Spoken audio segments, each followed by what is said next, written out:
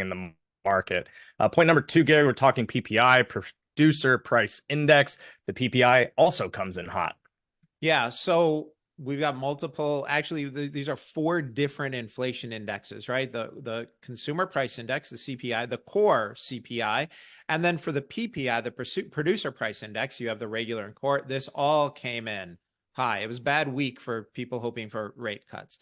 The reason the PPI matters is because producer prices work their way into higher consumer prices. So Rob, let's say you and I run a manufacturing company. When our expenses go up, the PPI will rise. We'll say, hey, as we're manufacturing, we have higher expenses. Well, what happens 3 to 6 months down the road? We pass those price increases, our cost increases onto consumers. That makes its way into the CPI. So I thought you were going to say executive wage cuts are the first thing that go. no, it's not. Maybe it should be, but no, that's it's a nice thing to wish for, but it's the doom and stagflation and doom issue, Sorry, not not to cut the you off there, yeah, Gary. not the lollipop issue. Um, so yeah, so basically the PPI is sort of an early look at the CPI. And when the PPI runs hot, people say, oh no, in a quarter or two, we're going to start seeing higher consumer prices. So let's get to the numbers. The February producer price index came in at 1.6% versus last year.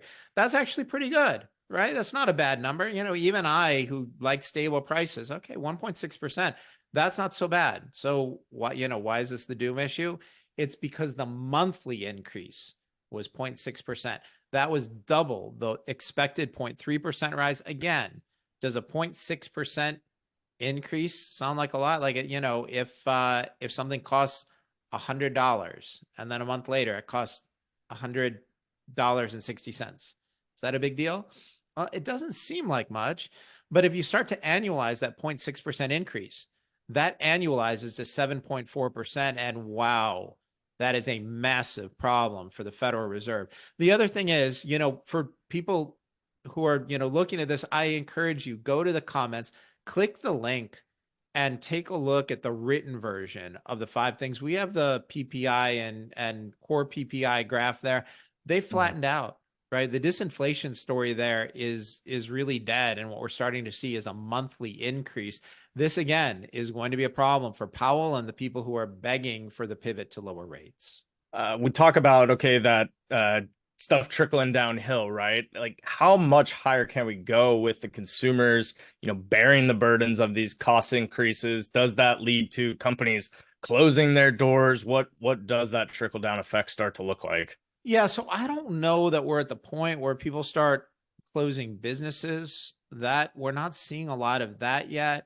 The employment picture is, we talked about this last week. It's good, but it's manipulated. And the reason I say that is because unemployment is low, employment is high. There are almost 9 million, there actually are 9 million jobs available. These are good numbers, but the new jobs being added are all in government and healthcare, which is funded by government largely. So, we've got a situation where the government is basically creating their own employment report. So I don't know that that's necessarily the issue, but for people who are fans of economic history, if you go back and take a look at what happened in the late 60s and through the 70s, Fed chairman at the time, Arthur Burns, thought he had inflation under control, let off the higher rates. He was not a higher for longer guy, and inflation came roaring back.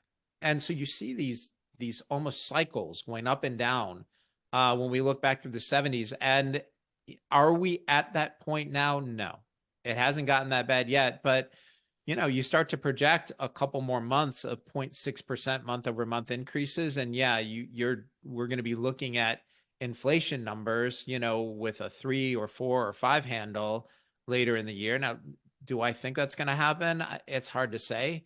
But basically what I'm saying is we're not at the panic point yet, but this was not a good month for the Fed, and a few more months like this, and we will be looking at a resurgence of inflation and basically, where inflation had bottomed and starts to rise again. I'm not sounding that alarm yet, but a couple more months of data like this, and that's where we're going to be. And it'll basically be a repeat of what we saw in the 1970s. Great. As we mentioned at the beginning of the five things, so this week's version sponsored by Unicus Research. So we just wanted to say hi, and thank you to them. Unicus is a short biased independent investment research firm. They perform in-depth research on ideas, speaking with tour industry sources, which have given our clients an investment edge on their recommendation. Their ideas have generated more than 70% ROI on the downside for their clients. So check them out. In the written five things, we'll have a link out to their track record. Again, Lax was on earlier, her information in order to contact her directly. So thank you to them for sponsoring this week's version. Yeah, Moving to and point. I would, Yeah, go ahead. Rob, I would just add that it is hard to make that call a couple of years in advance and short a stock down to zero.